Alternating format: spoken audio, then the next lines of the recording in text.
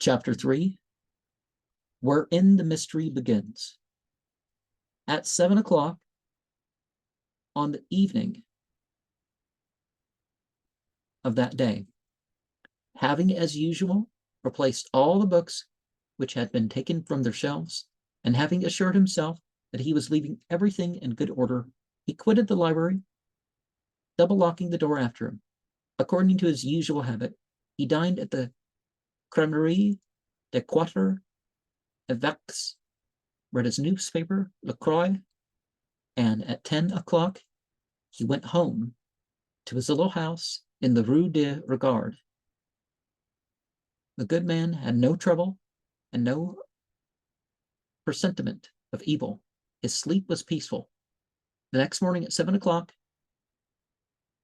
to the minute, he entered the little room leading to the library, and according to his daily habit, doffed his great frock coat, and taking down an old one which hung in a cupboard over his washstand, put it on. Then he went into his workroom, where for 16 years he'd been cataloging 6 days out of the 7, under the lofty gaze of Alexander de Esparville, preparing to make a round of the various rooms. He entered the first and largest, which contained works on theology and religion, in huge cupboards whose cornices were adorned with bronze-colored busts of poets and orators of ancient days.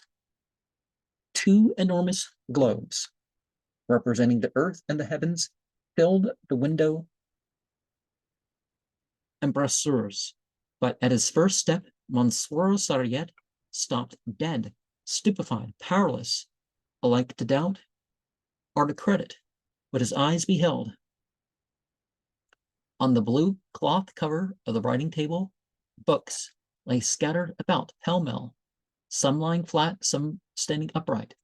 A number of quartos were heaped up in a tottering pile. 2 Greek lexicons, one inside the other, formed a single being, more monstrous in shape than the human couples of the divine Plato. A gilt-edged folio was all agape, showing 3 of its leaves, disgracefully dog's-eared. Having, after an interval of some moments, recovered from his profound amazement, the librarian went up to the table, recognized in the confused mass his most valuable Hebrew, French, and Latin Bibles, a unique Talmud, rabbinical treatises printed and in manuscript, Aramaic and Samaritan texts, and scrolls from the synagogues, in fine, the most precious relics of Israel, all lying in a disordered heap, gaping and crumpled. Monsieur Sariette found himself confronted with an inexplicable phenomenon. Nevertheless, he sought to account for it. How eagerly he would have welcomed the idea that Monsieur Gaetan, who being a thoroughly unprincipled man, pursued on the right, gained him by his fatal liberality towards the library to rummage there, unhindered during his sojourns in Paris, had been the author of this terrible disorder. But Monsieur Gaetan was away traveling in Italy. After pondering for some minutes, Monsieur Sariette's next supposition was that Monsieur René de Esparville had entered the library late in the evening with the keys of his manservant Hippolyte, who for the past 25 years had looked after the second floor and the attics. Monsieur René de Esparville, however, never worked at night, did not read Hebrew, perhaps, thought Monsieur Sariette, perhaps he had brought or allowed to be brought to this room some priest or Jerusalem monk on his way through Paris, some Oriental savant given to scriptural exegesis. Monsieur Sariette next wondered whether the Abbé Patouillet, who had an inquiring mind and also habit of dog's-earing his books, had peradventure flung himself on these Talmudic and biblical texts, fired with sudden zeal to lay bare the soul of Shem. He even asked himself for a moment whether Hippolyte, the old manservant who had swept and dusted the library for a quarter of a century, had been slowly poisoned by the dust of accumulated knowledge and allowed his curiosity to get the better of him, and had been there during the night, running his eyesight and his reason and losing his soul poring by moonlight over these undecipherable symbols, Monsieur Sariette even went so far as to imagine that the young Maurice, on leaving his club or some nationalist meeting, might have torn these Jewish volumes from their shelves out of hatred for old Jacob and his modern posterity. For this young man of family was a declared anti-Semite, and only consorted with those Jews who were as anti-Semitic as himself. It was giving a very free rein to his imagination, but Monsieur Sariette's brain could not rest and went wandering about among speculations of the widest extravagance. Impatient to know the truth, the zealous guardian of the library called the manservant. Hippolyte knew nothing. The porter at the lodge could not furnish any clue. None of the domestics had heard a sound. Monsieur Sariette went down to the study of Monsieur René d'Esparvieu, who received him in nightcap and dressing gown, listened to his story with an air of a serious man bored with idle chatter, and dismissed him with words which conveyed a cruel implication of pity. Do not worry, my good Monsieur Sariette. Be sure that the books were lying where you left them last night. Monsieur Sariette reiterated his inquiries a score of times, discovered nothing, and suffered such anxiety that sleep entirely forsook him. When on the following day at 7 o'clock he entered the room with the busts and globes and saw that all was in order, he heaved a sigh of relief, and suddenly his heart beat fit to burst. He had just seen lying flat on the mantelpiece a paper-bound volume, a modern work.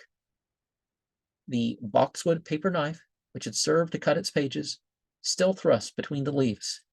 It was a dissertation on the two parallel versions of Genesis.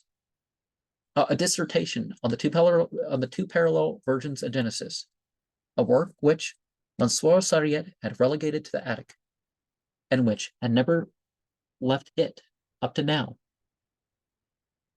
No one in Monsieur d'Esparvieu's circle, having had the curiosity to differentiate between the parts for which the polytheistic and the monotheistic contributors were respectively responsible in the formation of the first of the sacred books, this book bore the label R greater than 3214, the III divided by 2. And this painful truth was suddenly borne in upon the mind of Monsieur Sariette, to wit, the most scientific system of numbering will not help to find a book if the book is no longer in its place. Every day of the ensuing month found the table littered with books, Greek and Latin, laid cheek by jowl with Hebrew. Monsieur Sariette asking himself whether these nocturnal flittings were the work of evildoers or entered by the skylights to steal valuable and precious volumes. But he found no traces of burglary, and, notwithstanding the most minute search, failed to discover that anything had disappeared. Terrible anxiety took possession of his mind, and he fell to wondering whether it was possible that some monkey in the neighborhood came down the chimney and acted the part of a person engaged in study. Deriving his knowledge of the habits of these animals in the main from the paintings of Watteau and Chardin, he took in that, in the art of imitating gestures or assuming characters, they resembled Harlequin, Scarmach, Zerlin, and the doctors of the Italian comedy. He imagined them handling a palette and brushes, pounding drugs in a mortar, or turning over the leaves of an old treatise on alchemy beside an Athanor. And so it was that, when on one unhappy morning he saw a huge blot of ink on one of the leaves of the third volume of the Polyglot Bible, bound in blue morocco and adorned with arms of Comte de Mirabeau, he had no doubt that a monkey was the author of the evil deed. The monkey had been pretending to take notes and had upset the inkpot. It must be a monkey belonging to a learned professor. Imbued with this idea, Monsieur Sariette carefully studied the topography of the district, so as to draw a cordon around the group of houses amidst which the de Esparvu house stood. Then he visited the four surrounding streets, asking at every door if there was a monkey in the house. He interrogated porters and their wives, washerwomen, servants, a cobbler, a greengrocer, a glazier, clerks in bookshops, a priest, a bookbinder, 2 guardians of the peace, children, thus testing the diversity of character and variety of temper in one and the same people, for the replies he received were quite dissimilar in nature. Some were rough, and some were gentle. There were the coarse and the polished, the simple and the ironical, the prolix and abrupt, the brief and even the silent. But of the animal he sought, he had neither sight nor sound. When under the archway of an old house in the Rue Servandani, a small, freckled, gray-haired girl who looked after the door made reply. There is Monsieur, or the nose monkey. Would you care to see it? And without another word, she conducted the old man to a stable at the other end of the yard. There on some rank straw and old bits of cloth, a young macaco with a chain round his middle sat and shivered. He was no taller than a 5-year-old child. His livid face, his wrinkled brow, his thin lips were all expressive of mortal sadness. He fixed on the visitor the still lively gaze of his yellow eyes. Then, with his small dry hand, he seized a carrot, put it to his mouth, and forthwith flung it away. Having looked at the newcomers for a moment, the exile turned away his head, as if he expected nothing further of mankind or of life. Sitting huddled up, one knee at his hand, he made no further movement, but at times a dry cough shook his breast. It's Edgar, said the small girl. He is for sale, you know.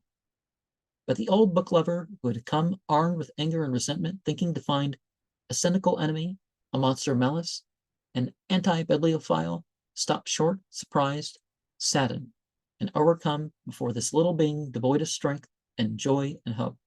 Recognizing his mistake, troubled by the almost human face, which sorrow and suffering made more human still, he murmured, "Forgive me," and bowed his head.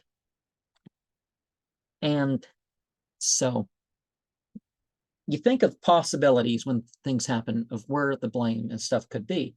But do you actually blame individuals when you don't know? No.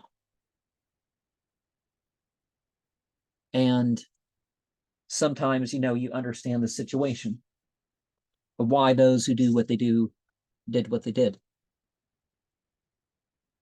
But even now, we don't quite know that yet, right?